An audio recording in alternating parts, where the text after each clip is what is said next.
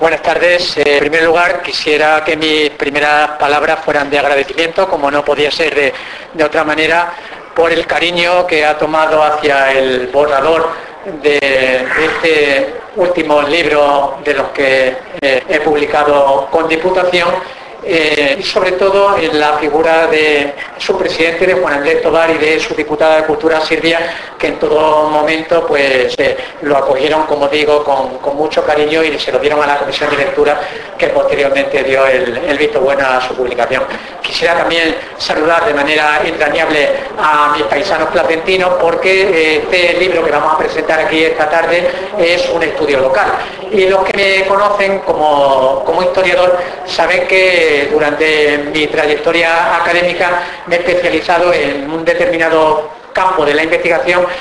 en el que han proliferado sobre todo los estudios de carácter general. Yo me especialicé en partidos políticos, me especialicé en elecciones, y por lo tanto pues durante numerosos años he viajado por distintos archivos de toda España, pues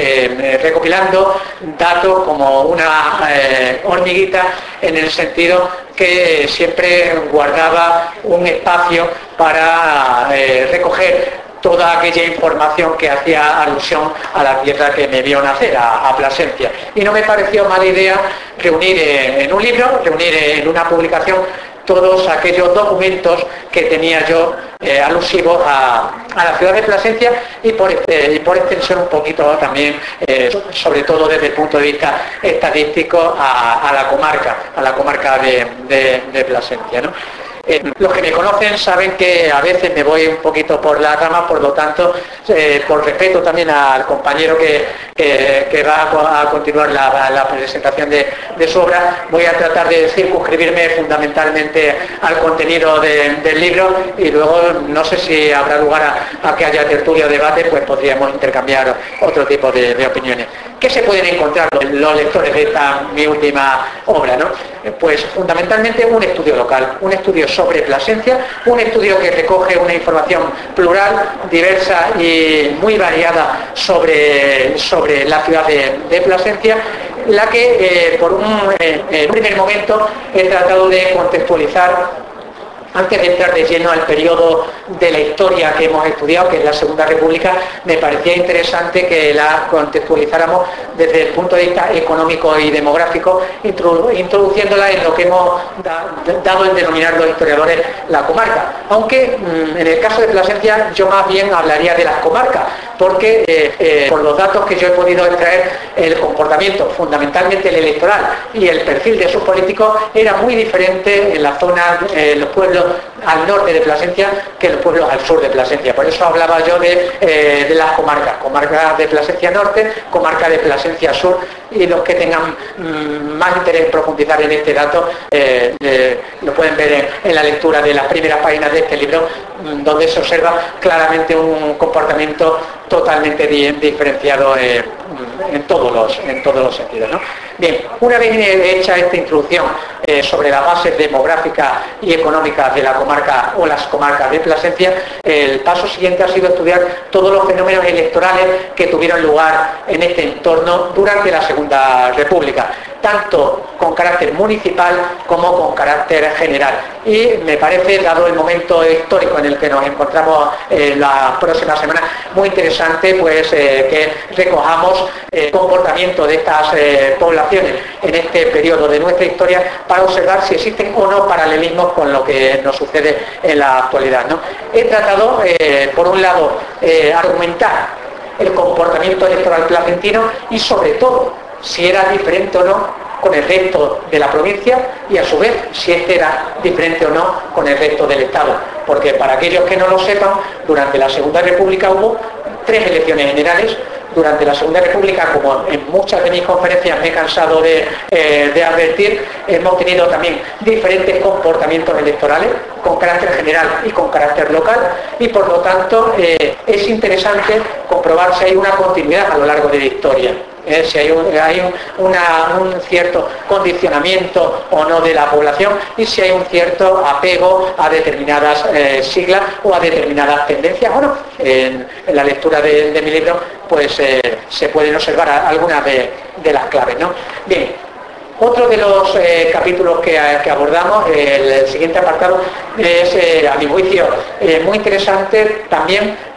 si queremos hacer ucronía con lo que sucede en la actualidad. Y ha sido un estudio de las élites y de los partidos. Por un lado, he tratado de trazar un perfil biográfico de la trayectoria política y o pública de algunos destacados personajes placentinos. Y por otro, he enumerado la presencia de las distintas organizaciones y asociaciones políticas en la ciudad, ¿no? Incluyendo pues datos desde los protagonistas, es decir, de los directivos de estas asociaciones políticas, de estos partidos, hasta la fecha de cuando se constituyeron, sus reglamentos, sus primeras ejecutivas, el número de afiliados a cada uno de los partidos. Y digo que es interesante conocer, por un lado, el perfil de nuestros políticos durante la Segunda República y, por otro lado, el número de nuestras asociaciones políticas durante la Segunda República y, a su vez, su implantación en la realidad ciudadana. Digo que es interesante también por si queremos en alguna ocasión trazar un paralelismo con lo que es el perfil político de nuestros actuales dirigentes. Por ejemplo, hace breves días veíamos en la prensa cómo se había firmado un acuerdo para mejorar la oratoria de nuestros dirigentes en el Parlamento, de nuestros políticos en el Parlamento. Si se ha firmado un acuerdo con una asociación dedicada a estos menesteres para que realicen cursos de formación, es que a lo mejor existen algunos déficits, a lo mejor existe alguna deficiencia en nuestros líderes políticos, en nuestros dirigentes, en nuestra clase política en general, a la hora de expresarse en público, cosa que probablemente no existía hace 50 o 60 años con estos dirigentes republicanos a los que podíamos hablar horas y horas sin papeles, a los que podíamos ver cómo vivían la pasión por la cosa pública sin ningún tipo de complejo, y a los que probablemente digo, estuvieran menos formados que nuestra clase política actual, ¿no? Bien, el siguiente capítulo que abordamos en mi libro es el devenir o el desarrollo de las actividades políticas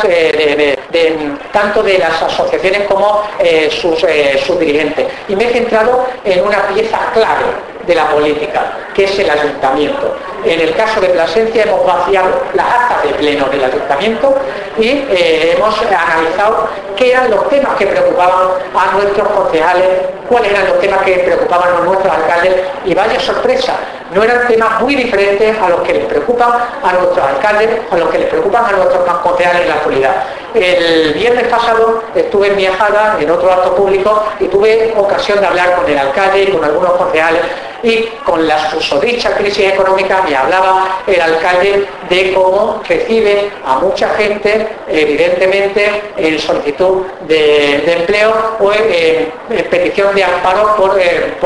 algún problema doméstico. Pues bien, en la época republicana pasábamos otra crisis tan lacerante como la actual, que era la crisis económica del 29, y los temas eran muy parecidos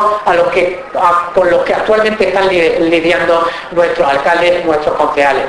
La falta de empleo, la necesidad de obras públicas, es decir, que a lo largo de nuestra historia se repiten muchos de los problemas y probablemente se repiten muchas de las soluciones de acuerdo al perfil y a la calidad humana de nuestros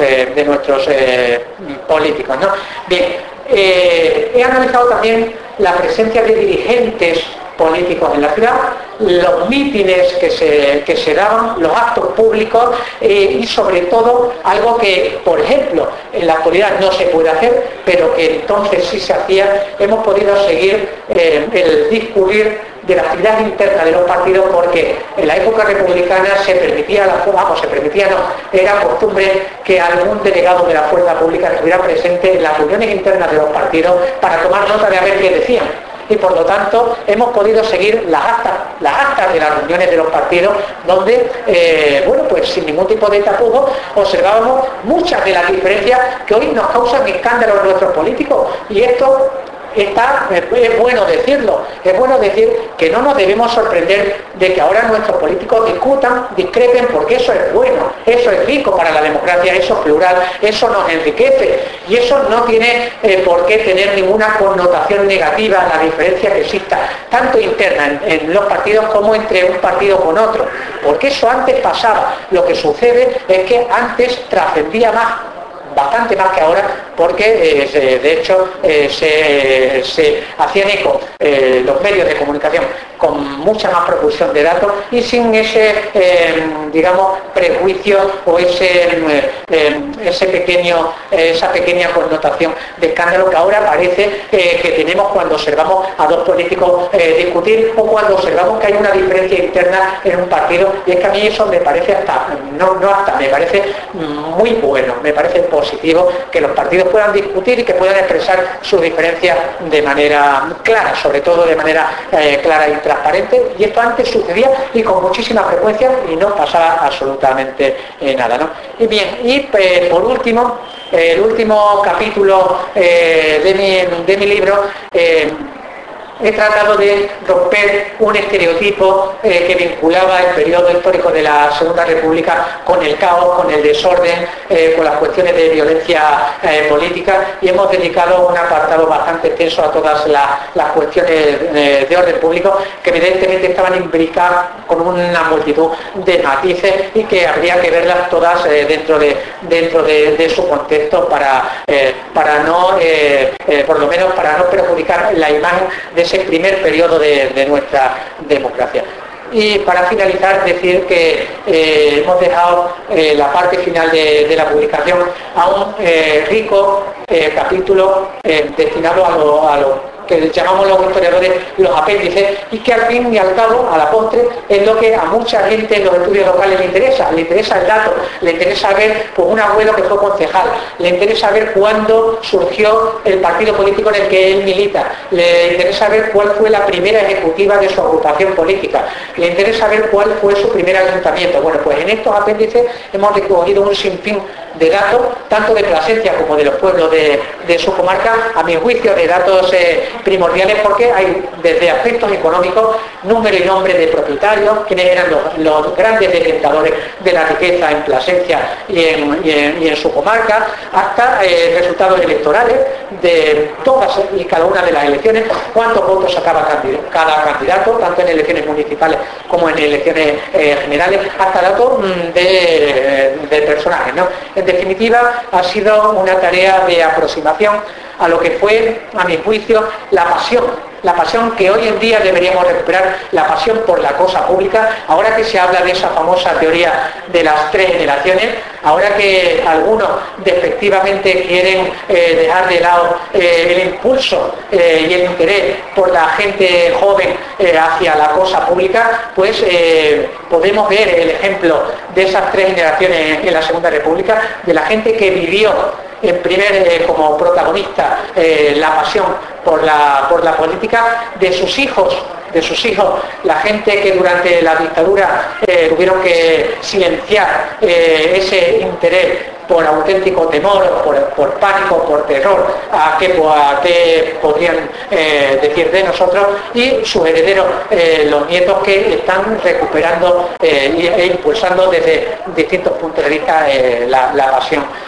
por la cosa pública. Este tipo de estudios dedicados a la Segunda República tuvieron su auge en los años 80 y ahora están retomando desde otro punto de vista interés, sobre todo desde aquel prisma que se ha dado a llamar la memoria histórica, que a mí no me gusta ese término, que a mí me gusta mucho más llamarlo la memoria democrática, y lo llamo la memoria democrática precisamente por respeto a estos personajes, por respeto a los concejales, por respeto a los alcaldes, por respeto a los diputados, por respeto a los políticos, por respeto a los militantes de base, por respeto a la gente que vivió la primera época de nuestra democracia, en la Segunda República, pues por la memoria de ellos, porque era un ejemplo de democracia, pues por respeto a ello es por lo que me gusta, en definitiva, que este tipo de nuevas líneas de investigación